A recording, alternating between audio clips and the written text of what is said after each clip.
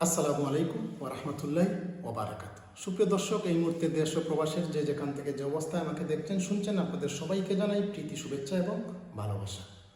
দর্শক, আজকে কথা বলবো একটি বিশেষ সম্প্রদায় নিয়ে। সেই সম্প্রদায় হচ্ছে আমাদের বাংলাদেশের হতভাগা সম্প্রদায়, আর সেটি হচ্ছে হুজুর শ্রেণীর যারা বা ইসলামিক দল যারা ইসলামকে যারা প্র্যাকটিস করেন, লালন করেন, পালন করেন, তাদের কথা। অর্থাৎ তারা যদি একটি ভালো কাজ করে, সেই ভালো কাজের পক্ষে সাফাই গাওয়ার জন্য কিংবা একটা ভালো নেগেটিভ তৈরি করার জন্য তাদের পক্ষে ওই রকম লোক তারা তৈরি করতে পারেনি।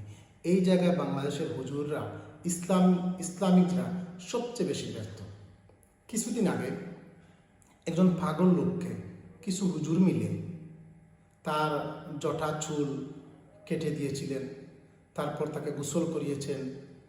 সে তার মতো করে একটা প্রতিবাদ করেছে, পাগলের প্রতিবাদ, যেটা মানসিক ভারসাম্যহীন, পরিবার বিচ্ছিন্ন সেই লোকটিকে তারা একটু হলেও পরিপাটি করে দেওয়ার চেষ্টা করেছেন, স্বাভাবিক মানুষ যেরকম থাকে।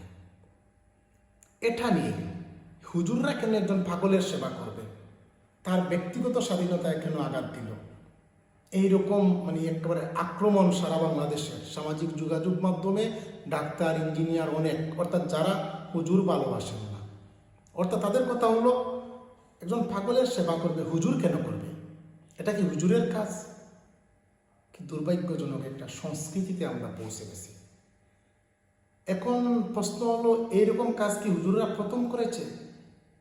আরও কয়েক দশক আগে থেকে বিভিন্ন সামাজিক সংগঠন, অনেক নার্স বা অনেক এইরকম পেশায় যারা আছেন, এরকম রাস্তাঘাটে আমরা দেখে থাকি। বিভিন্ন সময় পত্রিকাও আগে দেখতাম, যখন অনলাইন ছিল না তখনও দেখতাম বিভিন্ন সামাজিক সংগঠন, ওনারা রাস্তাঘাটে বিভিন্ন পাগলদের ধরে ক্ষেত্রবিশেষে অজ্ঞান করে তাকে চুল কেটে দিচ্ছেন, পোশাক পরিবর্তন করে দিচ্ছেন, গোসল করিয়ে দিচ্ছেন এবং প্রশংসা করিয়েছেন।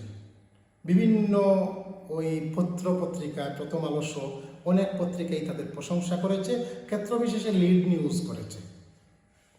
কিন্তু একই কাজ যখন একজন হুজুর করলো, কয়েকজন হুজুর মিলে যখন একই কাজ করলো, তখন কি হলো? এরা ওই পাগলের ব্যক্তি স্বাধীনতায় আঘাত করেছে। এই অধিকার তারা কোথায় পেল? আহারে বুদ্ধিজীবীরা, কিরকম বন্ড বুদ্ধিজীবী হলে এরকম কথা বলতে পারে? একজন পাগল লোক, মানসিক ভারসাম্যহীন লোক, কখনো সে তার নিজের ভালোটা বুঝতে পারে না, সেই জন্য সেই রাস্তায় ঘুরায়, কখনো বিবস্ত্র, কখনো ময়লা আবর্জনা সব কিছু নিয়েই সে ঘুরায়। এখন সেই লোকটির সেবা করলো কিছু হুজুর সারা বাংলাদেশ, অর্থাৎ তথাকথিত যারা বুদ্ধিজীবী, যাদের কথা আমরা শুনি, তারা একেবারে রেড়ি বললেও একেবারে কি বলবো, আসলে আমার ভাষা নেই যে কি একটা প্রতিবাদ সারা দেশে। আচ্ছা, এই হুজুররা কি খারাপ কাজ করেছে? একজন পাগল লোকের সেবা করেছে। এবং পাগল লোকের সেবা হুজুররা কেন করবে? এটাই হচ্ছে তাদের মাথা ব্যথা। হুজুররা কেন করবে? হুজুররা করলে সেটা হয়ে যাবে তার ব্যক্তি স্বাধীনতা আঘাত। সেই অধিকার তারা কোথায় পেল? এখন যদি হুজুররা এই প্রথম করতো তাহলে বুঝতাম, না হয় এটা একটা নতুন কিছু, আমরা গ্রহণ করতে সময় লাগবে। কিন্তু এইরকম সেবা শুশ্রূষা অনেক সাধারণ মানুষ, টুপি দাড়িবিহীন মানুষ আমার মতো যারা, তারা তো অনেক আগে থেকে অনেক সামাজিক সংগঠন এরকম পাগলদের সেবা শুশ্রূষা করেছে এবং ভিডিও করে সেটা সামাজিক যোগাযোগ মাধ্যমে দিয়ে আসছে, সেটা চলে আসছে দীর্ঘদিন থেকে, এবং সেটার জন্য অনেকে থ্যাঙ্কস জানাচ্ছেন, কমেন্টে অনেকে প্রশংসা জানিয়েছেন, আমরা তো দেখছি, এগুলা তো মিথ্যে না। এখন যেটা একজন সাধারণ মানুষ করলে প্রশংসা পায়, একই কাজ একজন হুজুর করলে ব্যক্তি স্বাধীনতায় আঘাত হয়ে যায়, পাগলের স্বাধীনতায় আঘাত হয়ে যায়। কি একটা বন্ড বুদ্ধিজীবীদেরকে আমরা লালন করতেছি। আমাদের দেশ ডুবে যাওয়ার পিছনে প্রধান কারণ হচ্ছে এইসব বন্ড বুদ্ধিজীবীরা, নাম্বার 1। আর নাম্বার 2 হচ্ছে আমাদের হুজুর যারা, আমাদের ইসলামিক মাইন্ডের যারা, তারা আছেন এক হুজুরের ভুল আরেক হুজুর ধরতে একবারে বেশ সিদ্ধস্ত, বেশ যুক্তি, দলিলের পর দলিল। কিন্তু এই 2-3 জন হুজুর মিলে একজন পাগলের সেবা করলো, তার পক্ষে কথা বলার জন্য মানুষের সংখ্যা খুবই কম।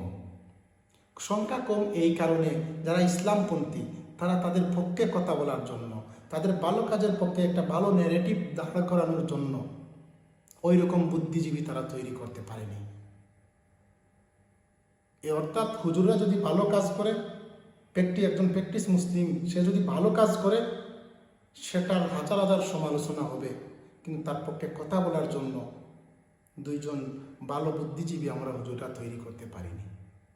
আমরা অনেক কিছুই পেরেছি, অনেক কিছুই প্রতিনিয়ত অনেক দলিল দস্তাবেজ দিচ্ছি, কিন্তু আমাদের পক্ষে কথা বলার জন্য, বা আমি না, ঠিক আমি সাধারণ মানুষ, হুজুর না, হুজুর যারা তাদের পক্ষে কথা বলার জন্য একবারে মানে যৌথভাবে বা ঐক্যবদ্ধভাবে কথা বলার জন্য এরকম বুদ্ধিজীবী আমরা তৈরি করতে পারিনি।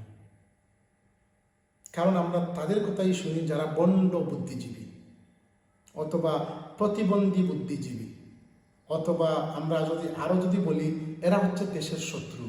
এইসব বুদ্ধিজীবী 1 কোটি থাকলেও আমাদের খুব একটা উপকারে আসবে না। এরা বিক্রি খায়, এরা একটা নির্দিষ্ট একটা আদর্শ নিয়ে চলে। সেই জন্য আমি হুজুর যারা, ইসলামপন্থী যারা, আপনারা যারা ইসলামটাকে প্র্যাকটিস করেন, মনে প্রাণে লালন করেন, আপনাদেরকে বলছি জাতীয় পর্যায়ে কথা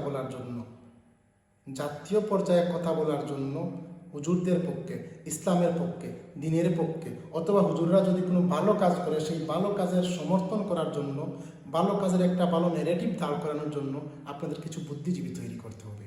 তা না হলেও চিরকাল আপনারা ভালো কাজ করলেও সমালোচিত হবেন, আর খারাপ কাজ করলে তো সমালোচনা আপনাদের থাকবেই।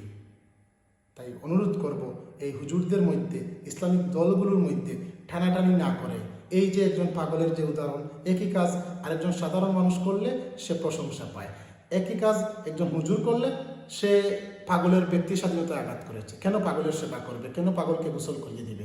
কেন পাগলের এই জটা চুল, আওলা চুল, দুলো মাকানো চুলটা কেটে দিবে? পাগল এইরকমই থাকুক, তার ব্যক্তি স্বাধীনতায় আঘাত করা হয়েছে, তার অধিকার লঙ্ঘন করা হয়েছে। সময় আছে এখনো। আপনারা এখনো ইসলামের পক্ষে কথা বলার জন্য জাতীয় পর্যায়ে কিছু মানুষ তৈরি করতে হবে, কিছু বুদ্ধিজীবী তৈরি করতে হবে। এইসব ল্যাংড়া, এইসব একমুখী, এইসব তথাকথিত এইসব প্রগতিশীল বুদ্ধিজীবীদের বিরুদ্ধে কথা বলার জন্য, টিকে থাকার জন্য কিছু ভালো বুদ্ধিজীবী তৈরি করতে হবে। কথা বলতে হবে জাতীয় পর্যায়ে। হাজার হাজার মঞ্চে যদি ওয়াজ হয়, কথা হয়, এইসবে খুব একটা পরিবর্তন আসে না। 2-1 বুদ্ধিজীবী কন্টেন্ট ক্রিয়েটর যেভাবে দেশের অনেক মুড চেঞ্জ করে দিতে পারে, অনেক কিছু মোড় ঘুরিয়ে দিতে পারে, সেই রকম বুদ্ধিজীবী আমাদের পক্ষে তৈরি করতে হবে। দয়া করে এই বিষয়ে একটু বুঝুন, নিজেরা কামলা কামড়ি একটু কম করুন। এসব করে খুব ভালো কিছু হচ্ছে না, দেখছি না ভালো কিছু হচ্ছে। তাই আমি বলবো, যারা ইসলামপন্থী আছেন, যারা ইসলামিক দল, যে কোনো দল, আপনি যে কোনো ইসলামিক দল করেন, আমার সেটা আপত্তি নেই। কথা হলো আপনার পক্ষে কথা বলার জন্য, ইসলামের পক্ষে কথা বলার জন্য জাতীয় পর্যায়ে কিছু বুদ্ধিজীবী, কিছু কন্টেন্ট ক্রিয়েটর, এরকম কিছু মানুষ তৈরি করুন, অথবা যারা কথা বলছে তাদেরকে সাপোর্ট দিন।